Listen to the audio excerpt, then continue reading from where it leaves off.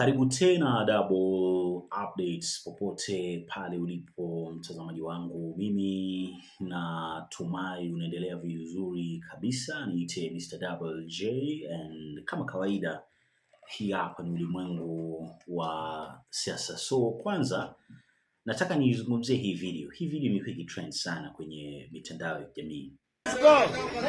Tokani twende bwana, twende. Wakutana vile asubuhi mapema. Twende bwana. But let me tell you something. It is going to be messy. It is going to be noisy. And it is going to have casualties. It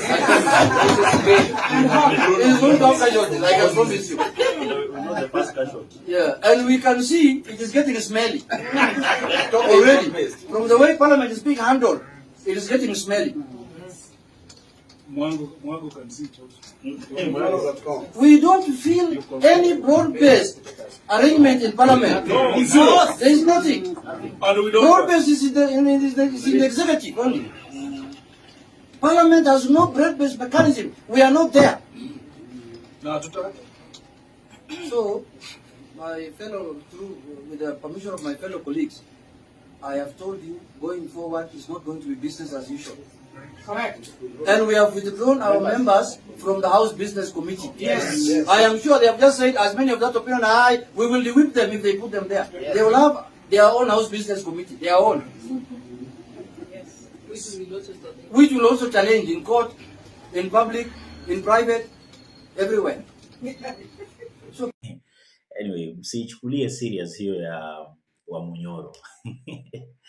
Hiyo ya Wamunyoro hiyo ni ushai kuona mtu ambaye anajua vizuri kabisa unamtegemea.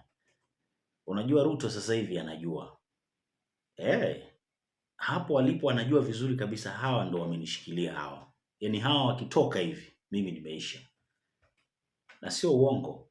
So ukiona viongozi au wabunge wa ODM wakibehave hivyo wanavyobehave, jua tayari washajua wao ndo kama wamembeba hivi William Samoei, na wakimweka chini ndo hivyo itakuwa ni shida kubwa sana.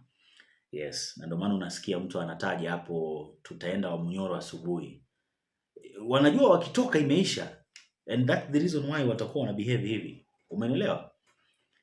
Na hata huko kwenye bunge, hata baada ya mahakama kusema kwamba wao ndo majority, lazima wawasumbue kabisa. Hata sasa hivi ukisikiliza Kimani Ichung'wah, hebu chukua muda wako sikiliza Kimani Ichung'wah wa sasa hivi na Kimani Ichung'wah wa zamani. Utagundua kuna utofauti mkubwa sana. Sasa hivi hakuna kujipiga kifua, kwa sababu UDA ambao ipo kwenye serikali ikijipiga tu kifua kidogo hiyo, wakijaribu kuwachezea kabisa ODM. Na mimi sitaki kusema stories za broad based. Haikuwa broad based, ilikuwa tu ni ODM ilijiunga na serikali. So leo wakiamua kabisa kuwaonyesha ODM kwamba sisi we don't care, and so lazima mkwenda mtu anaweza akalia bana. Watu wakiamua kushikana na wale watu wengine, unadhani Rigathi Gachagua anaweza akakataa kushikana nao? Rigathi ana mission moja tu ya kuhakikisha kabisa Ruto anaenda nyumbani. And let me tell you one thing. Video ambayo umeona na namna ambavyo, acha nisizungumzie hata video ambayo umeona. There is a way sasa hivi wabunge au viongozi wa ODM wana behave, ni ukweli. Ukiwaangalia vizuri kuna namna wana behave. Yes, na wanamtishia kabisa William Samoei indirectly. So number one, hii hapa ni ishara ya hii kitu ambacho mnaita broad based kuanguka. Leo ni tarehe 10 na ngapi? 3 Februari. Mimi nakuahidi hii ambayo mnaita broad based haifiki 2026 next year. Si basi subirini muone. Number 2. Na kitu kisikwambie kwamba eti Raila akifanikiwa ODM hawatasumbua. Sikiza mzee wangu, sikiza dadangu, sikiza ndugu yangu. Hata Raila akifanikiwa kupata hiyo AUC, mimi nakwambia ODM bado atasumbua William Samoei Ruto. Bado atamsumbua. In fact hapo atajua kwani so akipata Ruto anaweza akaenda aseme jamani huyu jamaa atolewe hapa. Ruto unadhani atamwimpeach? Hawezi. Akienda ameenda. Umeelewa? And they won't care. Eti sasa kwa sababu kuna ODM ambao tunajua, na hao watu ni wasumbufu na watawasumbua kabisa UDA. ODM na UDA hawaingiani. ODM wanavumilia tu hapa kwa sababu vitu vilikuwa ndo vinapikwa hapa, Raila, Ruto, AU vilikuwa vinapikwa. Imeisha. Sasa hivi kampeni zote zishafanyika. Hakuna hela SU UDA inatakiwa kuwapea kina Raila Odinga waende SU wapi. Imeisha. Tunasubiri tu uchaguzi. Kwani wangapi walisimama na let's say Raila Odinga kabla ya uchaguzi wa mwaka 2022 wakasimama mpaka watu wanapiga kura. After kupiga kura wangapi walimwacha? Sasa ni nini na kuonyesha kwamba Raila hawezi akamwacha William Samuto hata akipata hii AU? Nini na kuonyesha kwamba atakaa hapo milele? Nani amekwambia? Subirini muone. Sasa point number 3, baba sasa ndo akianguka ndo itakuwa worse. Akianguka AU ati hajapata nafasi. Bwana mimi hata sijui Ruto atafanyaje. Lakini mimi nimekuahidi both sides. Nimekuahidi Raila akishinda bado ODM itasumbua UDA.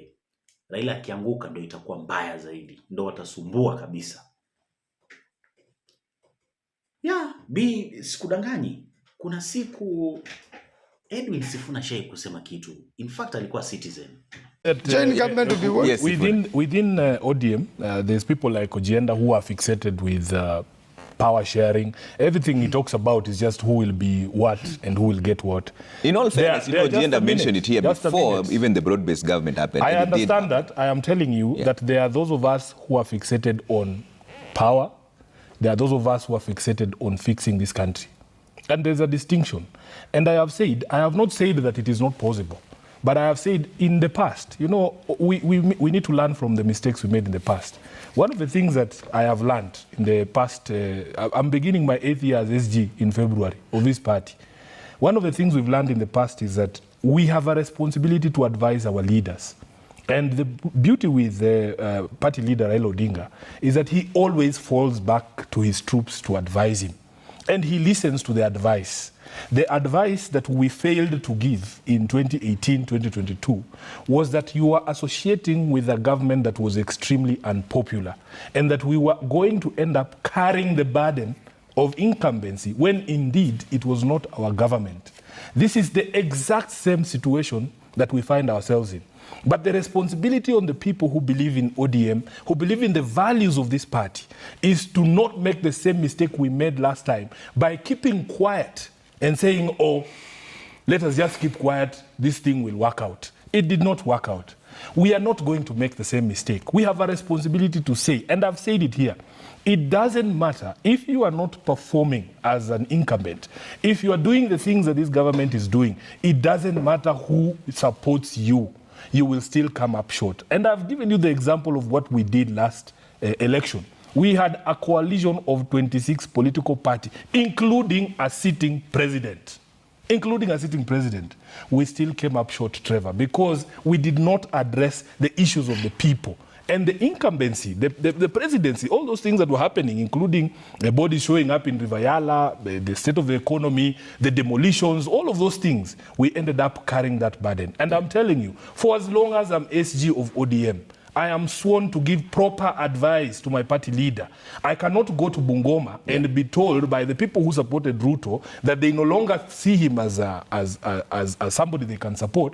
Then I come and report the opposite. I am not helping my party leader. Should your party insist that this is the direction we're taking, what happens? We will cross that bridge when we get there. I can tell you for a fact, Trevor, at the end of the day, my responsibility is to put things on record so that history can record that I warned that this is something that would still hurt us as a political entity. And honestly speaking, if you look at the political dynamics in the country right now, it would be very foolish for ODM not to field a presidential candidate. It would be extremely foolish. If you look at the math, President Ruto was declared president by a margin of 200,000 votes. All Raila needs to do, All Raila needs to do, all ODM needs to do, is to keep all its constituencies. We have not lost any of our constituencies. Okay. He has lost almost half of his constituency in Mount Kenya. Okay. How do you then support somebody? How do you help somebody when you can help yourself? That is something that does not make any sense. That's why I saw. Mimi nakwambia Ruto Ruto asipo, na nilisema vizuri kabisa, ODM inatakiwa kujipanga mapema. Na sio 2026, sasa hivi. Na naona kabisa inatokea hiyo. Wanaanza kujikusanya, yani kujitambua kwamba hii hakuna sehemu inaenda. Kwanza hii ya Kenya kwanza. Bwana, watu wana uchafu. Ili hata serikali ya Uhuru. Hii ya Ruto hii. Hapa kuna kitu ndugu yangu. Mimi nakwambia for free, hapa hakuna kitu. But niseme pia kwamba Ruto hawezi akakubali ODM watawale kwenye bunge. Hiyo inaweza ikawa ni shida, mzee wangu. Ruto anaogopa sana. Yani kama kuna sehemu pia hawezi akataka kucheza nayo. Nilikwambia kwenye video ya kwanza kama kuna sehemu hawezi akacheza nayo William Samoei Ruto ni IEBC na Supreme Court. So I think ikitoka hapo tunakuja bunge, kwa sababu kupitia bunge ndo anapataga urahisi wa kupitisha vitu vya kwake. So he won't accept that. Yeah, I think party ya Mnyoro mimi nishazungumzia nikakwambia kwamba hiyo usichukulie serious. Anyways, nikimalizia nataka nikupeleke Ethiopia, Addis Ababa, ambapo ripota wetu, unajua sasa hivi ripota wetu ni Musalia Mudavadi, yeye ndo anatuambia huko kunaendaje. So far ni kitu kipi kinafanyika, tutarajie nini, bla bla bla na mambo kama hayo, kwa sababu tushamalizana na watu wa ODM na namna ambavyo ODM wana behave. I think tusikilize Musalia Mudavadi kitu ambacho anasema kuhusu matayarisho ya siku kubwa kabisa tarehe 15 kama sikosea. I think tarehe 16 tutakuwa na matokeo. Hakuna kulala tarehe 15 after Valentine, si ndio? Haya, tukutane kwenye video ambayo inafuata. Bye bye. We are talking of the theme of reparations at this convention. This is an issue that is dear to the African continent. It is a top issue which will be discussed. We also are going to talk about further consolidation of the Africa Continental Free Trade Area and what needs to be done to integrate Africa more on business. There are issues of digital trade that are going to be discussed in this forum. We also need to note that it's a moment to also appreciate Musa Faki, who is serving his final term. This is his final session at the AUC. After that, he cedes way to the new person. And we want to congratulate him and thank him for the effort he has put in over the years. I would also point out that this is also a moment where Dr. Adesina of the African Development Bank will also be making his last appearance in that capacity in this session, because also for him, his term as the African Development Bank president will be coming to an end, and the elections will be held later this year away from this summit. There's a different process. But these two prominent personalities of Africa are attending this session for the last time. And therefore, it is a convention, a summit that is of very big significance. And it offers us an opportunity for moving forward to the next step. The Kenyan president, President Ruto, is also the champion on AU reforms. He's also the champion on matters of climate change within the African Union.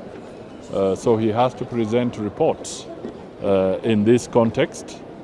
Apart from that, you will recall that only a few days ago, President Ruto, as chair of the East African Community, jointly with his counterpart, President Mnangagwa of Zimbabwe, who is the chair of SADC, convened a joint SADC and East African Community sitting in Dar es Salaam to deliberate on the security situation in DRC and to make proposals on how to silence the guns. It is expected that this report of the meeting in Dar es Salaam shall also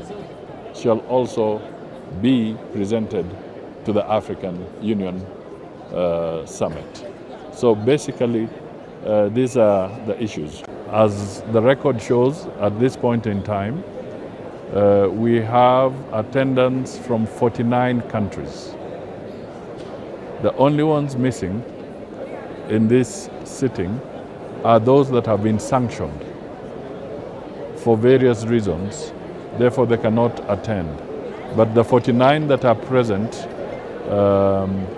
constitute a quorum.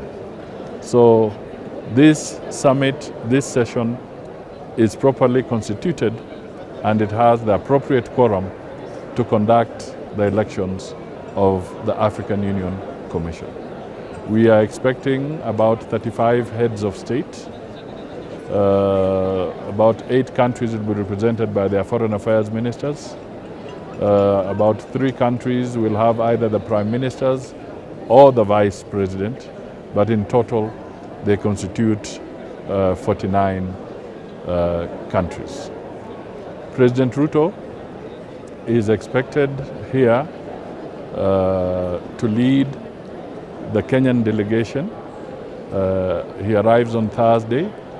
They'll have their sessions on Friday as head of state level, the summit level. And then on the 15th, we enter the final stage where the election of the chairman of the African Union Commission shall be elected. While here, we anticipate that Mauritania, that has been the chair of the African Union, they'll be handing over to Angola. The president of Angola will be taking over as the new chair of the African Union. So he is the one who will be presiding over this electoral process, particularly for the AUC chairman and vice chairman. This is an extremely critical moment for Africa because there are very, very urgent issues to be dealt with. The crisis in DRC, the crisis in the Sahel region, the hotspots that we are seeing in other parts of the continent require urgent attention. And therefore, it is absolutely essential that the outcome of this summit produces the renewed leadership, the new leadership for the African Union Commission. It would be very unfortunate if this summit ended without a conclusion on the electoral process. We have urgent matters, critical matters as a continent, and therefore firm leadership is needed. And this is why Kenya has presented the candidature of Raila Amolo Odinga. We need a strong voice in this moment of crisis. We need a unifying factor. We need a Pan-Africanist who can talk and engage at the very high level with the various leaders in the conflict-prone zones. So peace and security is a top priority. I think I would say that the prospects for President for Honorable Raila to capture the seat are very, very high. He has campaigned very extensively on the African continent. President Ruto has given him all the support. He has gotten all the support and encouragement from the President of Kenya. I have played my role as Minister for Foreign Affairs as well. Our ambassadors have played their role, including the ambassador here, and we believe we have canvassed effectively to give victory to Raila Odinga. My appeal to the Kenyans is that It is a very anxious moment, but the voting will have to take place. It is by secret ballot. Let us hold our horses and put Raila into prayer so that he can attain the victory that we all so desire. Many Kenyans have come out of their own volition. I know some people were asking me about what is the size of the Kenyan delegation. But I want to say that the level of anxiety and patriotism is very high. The Kenyan delegation is the standard delegation, which is normally led by the president during a summit like this.